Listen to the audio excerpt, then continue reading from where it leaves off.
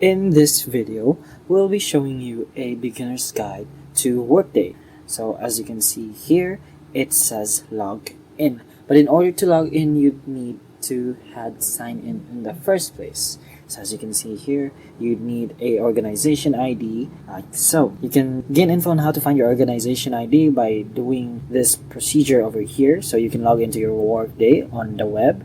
You can go to your account and then your organization ID. Or here you can also ask a worker. Now if you still need help, then you might try entering your organization name, such as a full company name or abbreviation. But anyway, you can also do this in a browser. So if we search over here Workday, you'll be led to the first link. So over here you have details about what Workday can do, the AI platform for HR and finance.